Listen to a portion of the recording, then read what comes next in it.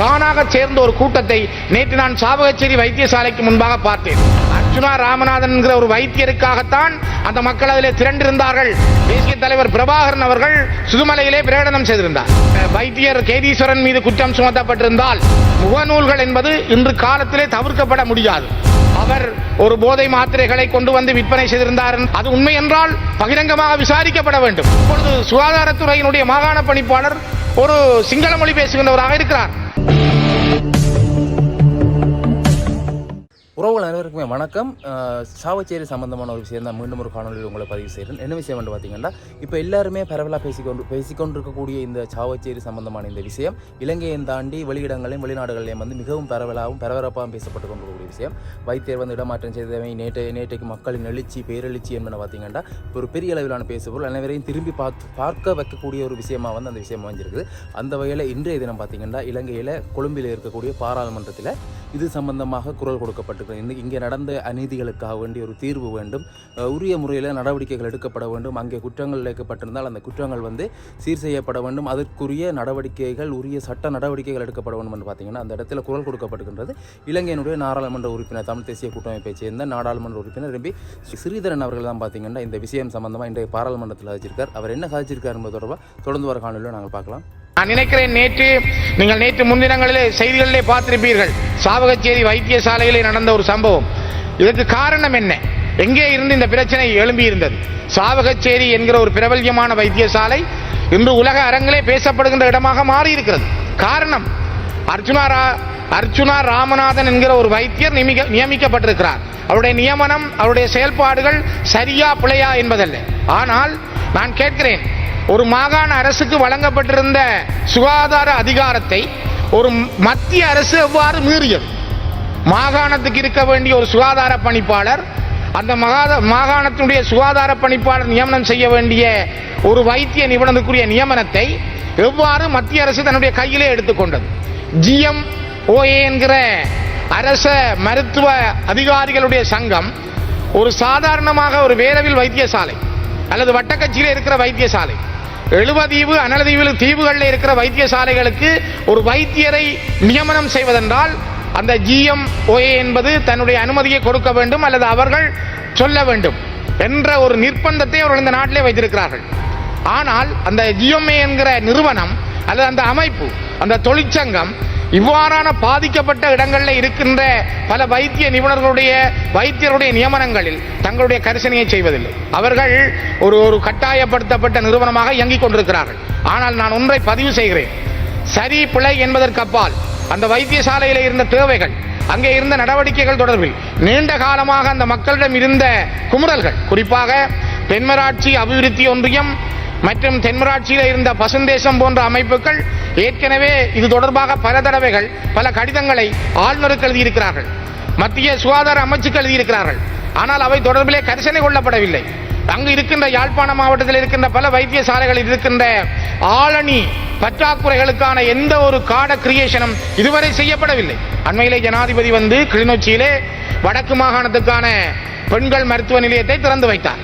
ஆனால் அந்த பெண்கள் மருத்துவ நிலையம் இயங்குவதற்கான எவ்வளவு ஆளணி, எத்தனை வைத்தியர்கள் தேவை, அங்கே எத்தனை தாதியர்கள் தேவை, யார் யார் நியமிக்கப்பட வேண்டும் என்கின்ற அந்த ஆளணிக்குரிய நியமனம் இன்னும் வழங்கப்படவில்லை.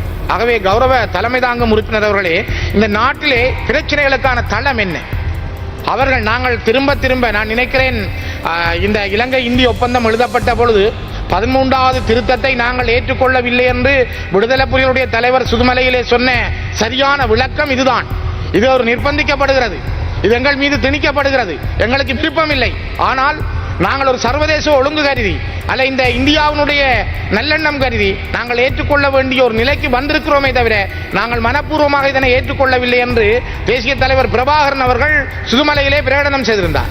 அந்த ஒரு ஒற்றை ஆட்சிக்குள்ளே நீங்கள் கொண்டு வந்த அந்த 13வது திருத்தம் என்பது இன்று எவ்வளவு கேலிக்கூத்தாக மாறி இருக்கிறது.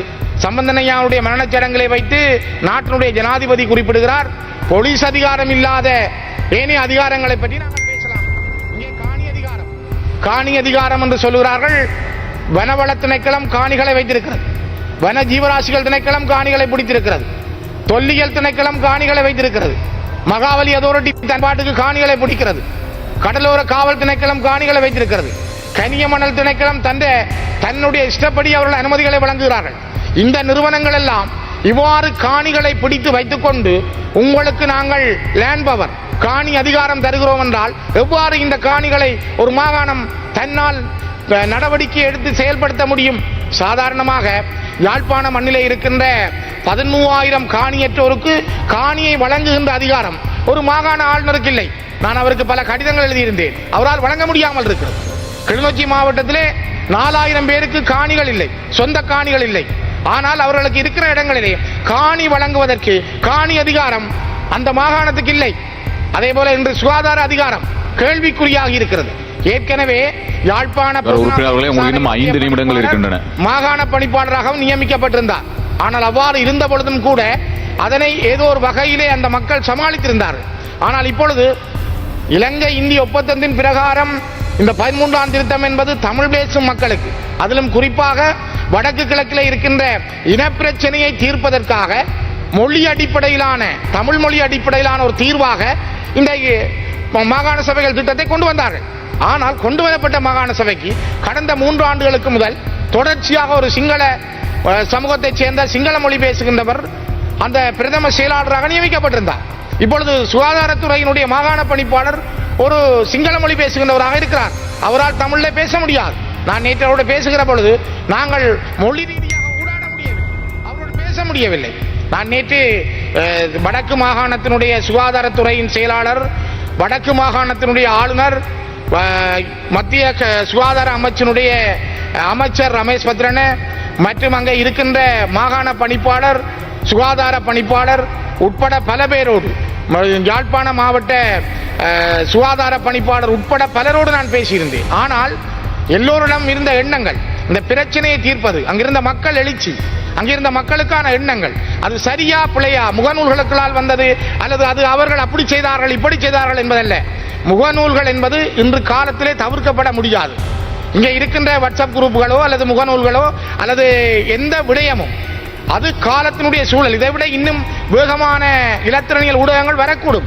ஆனால் அவ்வாறு வருகிற பொழுதெல்லாம் இவற்றை கையாளுகின்ற இளைஞர்கள், இருக்கிற மக்கள் இதனை சரியாக கையாளுகிறார்கள். அதனைத்தான் சாவகச்சேரி மக்கள் தங்களுடைய நீண்டகால அபிலாசைகளை வெளிப்படுத்துவதாக அமைந்திருந்தது. ஒரு சரியான விசாரணை வேண்டும். குறிப்பாக நான் நினைக்கிறேன் வைத்தியர் கேதீஸ்வரன் மீது குற்றம் சுமத்தப்பட்டிருந்தால் அவர் ஒரு போதை மாத்திரைகளை கொண்டு வந்து விற்பனை செய்திருந்தார் என்று அர்ஜுனா ராமநாதன் தன்னுடைய விளக்கத்திலே சொல்லுகின்றார். அது உண்மை என்றால் பகிரங்கமாக விசாரிக்கப்பட வேண்டும். அதே நேரம் சாவகச்சேரி வைத்தியசாலையில் இருந்த பொருட்கள் காணாமல் போயிருக்கிறது, மின்புறப்பாக்கி காணாமல் போயிருக்கிறது என்று மக்கள் முறையிடுகின்றார்கள். அர்ஜுனா ராமநாதன் சொல்லுகிறார், அப்படி என்றால் அவை உடனடியாக விசாரிக்கப்பட வேண்டும். இங்கே ஒரு மிகப்பெரிய ஊழல் நடைபெற்றிருக்க வேண்டும், ஒரு இனம் அழிகின்ற முயற்சி எடுக்கப்பட்டிருக்க வேண்டும், இவற்றுக்கான நீதி வேண்டும். அது டாக்டர் கேதீஸ்வரன் அதற்கான முறைப்பாட்டை செய்து உரிய முறையிலே சட்டத்தின் முன்னால் நிறுத்தப்பட வேண்டும். பொய்கள் வதந்திகள் வெளியிலே வரக்கூடாது. உண்மையாக இருந்தால் அது எங்களுடைய மக்களை பெருமளவிலே பாதிக்கிறது. அந்த அடிப்படையில் தான் நான் நினைக்கிறேன் கௌரவ தலைமை தாங்கும் உறுப்பினர் அவர்களே, மக்கள் திரண்டார். மக்களுடைய எண்ணங்கள் அங்கே அவருடைய உணர்வுகளாக வெளிப்படுத்தப்பட்டிருந்தது. அந்த உணர்வுகள் ஒரு இன்று நேற்று வந்ததல்ல, ஒரு ராமநாதனுக்கானதாக நான் பார்க்கவில்லை. அர்ஜுனா ராமநாதன் என்கிற ஒரு வைத்தியருக்காகத்தான் அந்த மக்கள் அதிலே திரண்டிருந்தார்கள் என்பதல்ல. அவர்களிடம் இருக்கிற நீண்ட நாள் எண்ணங்கள், நீண்ட நாள் அவருடைய கரிசனைகள், தங்களுடைய வைத்தியசாலை தொடர்பில், குறிப்பாக சாவகச்சேரி வைத்தியசாலையினுடைய தரம் உயர்த்தப்பட வேண்டும். அங்கே இருக்கின்ற ANE ஆக்சிடென்ட் எமர்ஜென்சியன் யூனிட்டை அவர்கள் உருவாக்க வேண்டும், சரியான முறையில் இயங்க வேண்டும். அதற்குரிய காடர் ஆளணி விவரம் சரியாக வழங்கப்படவில்லை, அதற்குரிய செயல்பாடுகள் நடைபெறவில்லை. அங்கே இருக்கின்ற கட்டிடங்கள் கட்டப்பட்டவையில் உரிய செயல்பாடுகள் முன்னெடுக்கப்படவில்லை. மின்சாரங்களிலே தடை இருக்கிறது. இது நீண்ட காலம் சாவகச்சேரியினுடைய பசுந்தேசம் என்கிற அமைப்பும் சாவகச்சேரி இன்னும் 2 வினாடிகள் ஒன்றியம் என்பதும் மிக தெளிவாக சொல்லி இருக்கிறார்கள். அங்கே இருக்கிற வர்த்தக சங்கம் உட்பட அங்கே இருக்கின்ற மக்கள் அனைவருமே இதனை சொல்லி இருக்கிறார்கள். ஆனால் கரிசனை கொள்ளப்படாததால் வந்த விளைவுதான் ஒரு மக்கள் திரட்சியை, மக்களுடைய ஒரு தானாக சேர்ந்த ஒரு கூட்டத்தை நேற்று நான் சாவகச்சேரி வைத்தியசாலைக்கு முன்பாக பார்த்தேன். ஆகவே மக்களுடைய எண்ணங்கள், அவருடைய சிந்தனைகளை சரியாக புரிந்து கொண்டு நேர்மையான வழியில் விசாரிக்கப்பட வேண்டும் என்பதை நான் மீண்டும் இந்த இடத்திலே பதிவு செய்கிறேன். குறிப்பாக மக்களுடைய உணர்வுகள் முக்கியமானவை, அது சாதாரணமானதல்ல. ஒரு சின்ன தீப்பொறியில் இருந்து எழும்புகிற நெருப்பு போல அந்த மக்களுடைய உணர்வுகளை, அந்த மக்களுடைய எண்ணங்களை சரியான முறையில் நீதியான முறையில் விசாரிக்கப்பட வேண்டும் என்பதை மீண்டும் இந்த இடத்திலே பதிவு செய்கிறேன். இது குறிப்பாக நான் நினைக்கிறேன் மத்திய அமைச்சினூடாக இந்த 13ஆம் திருத்தம் வந்த போர்வையிலே இப்பொழுதும் திரும்ப திரும்ப மக்களை ஏமாற்றுவதற்காக கையாளப்படுகின்ற இந்த திட்டத்துக்குள்ளே இது ஒரு தந்திரமாக கையாளப்பட்டிருக்கிற ஒரு விடயம். ஆனால் மக்களுக்கு இது ஒரு தெளிவாக விளங்கி இருக்கிறது. இந்த 13ஆம் திருத்தம் என்பது எங்களுக்கு எந்த காலத்திலும் ஒரு சரியான தீர்வை தராது. இது ஒரு நிரந்தரமான முடிவாக இருக்காது.